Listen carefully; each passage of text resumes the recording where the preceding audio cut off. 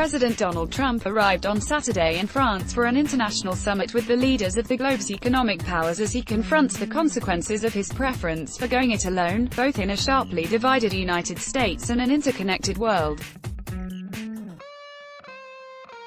The meeting of the Group of 7 nations, Britain, Canada, France, Germany, Italy, Japan, and the US in the beach resort town of Biarritz comes at one of the most unpredictable moments in Trump's White House tenure, with his public comments and decision-making increasingly erratic and acerbic of late.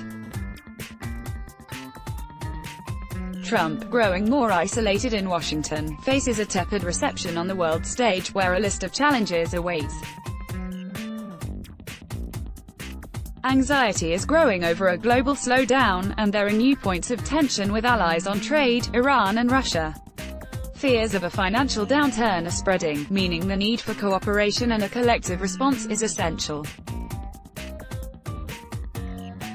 Yet Trump has ridiculed Germany for its economic travails at a time when he may have to turn to Chancellor Angela Merkel and others to help blunt the force of China's newly aggressive tariffs on U.S. goods.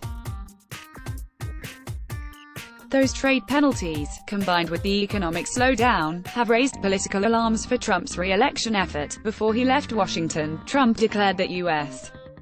businesses with dealings in China are hereby ordered to begin moving home. There was no immediate explanation of just what he expected or what authority he had to make it happen. He also imposed higher tariffs on Chinese imports. "Tariffs are working out very well for us," Trump said. "People don't understand that yet." Earlier, he had made light of a sharp drop in the financial markets in reaction to his latest trade actions.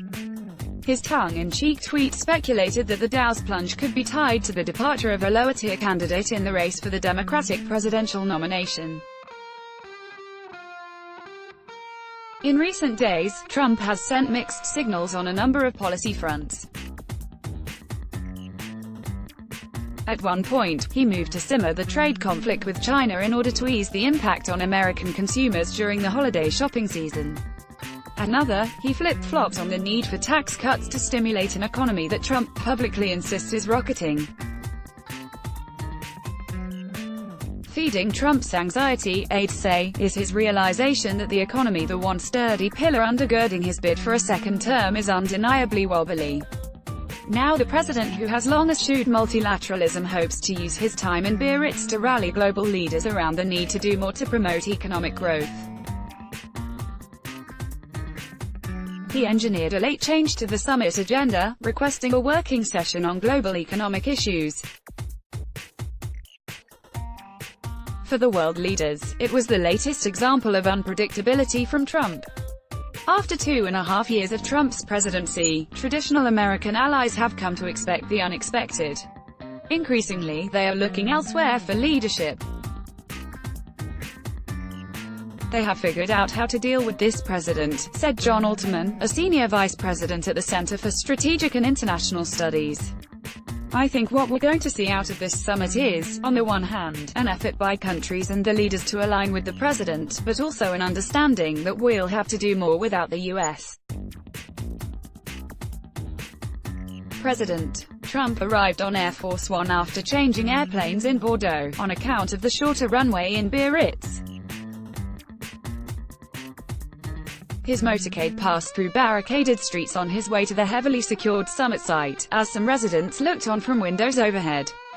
The annual G7 summit has historically been used to highlight common ground among the world's leading democracies.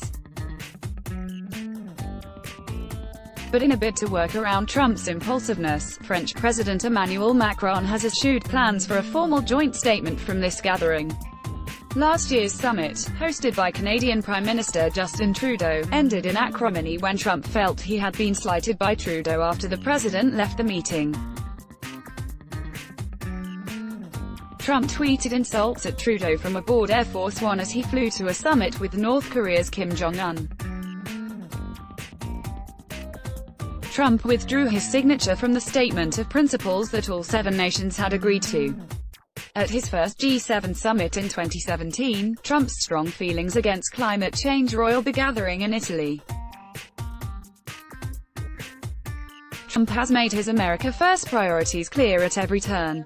At a recent campaign rally in New Hampshire, the crowd roared with approval when Trump said, "I'm the President of the United States of America. I'm not the President of the world." Addressing the global slowdown isn't the only pressing challenge that Trump has discovered requires joint action.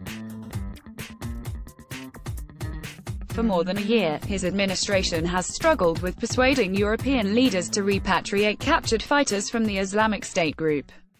So far his entreaties have been met with deaf ears.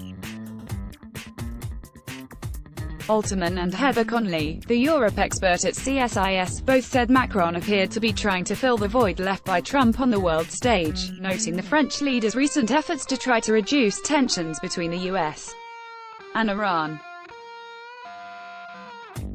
Many of the summit proceedings will take place behind closed doors, in intimate settings designed for the leaders to develop personal relationships with one another. Trump, White House aides said, was looking forward to meeting with new British Prime Minister Boris Johnson, the brash pro-Brexit leader whose election he backed.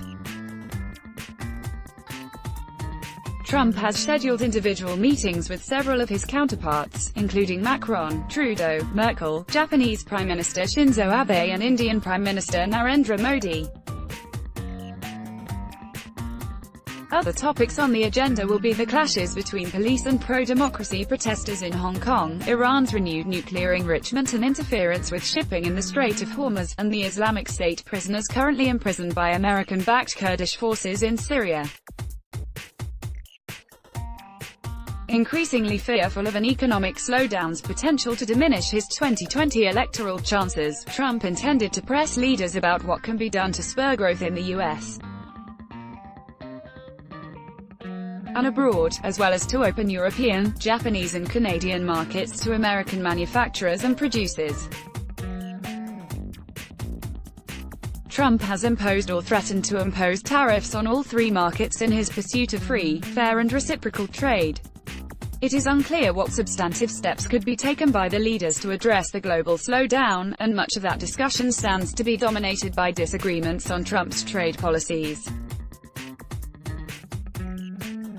While on French soil, Trump also intends to raise with Macron and the other leaders the issue of a digital services tax that France has imposed on major technology companies such as Google and Facebook, despite Trump's threats of retaliatory tariffs on French wine.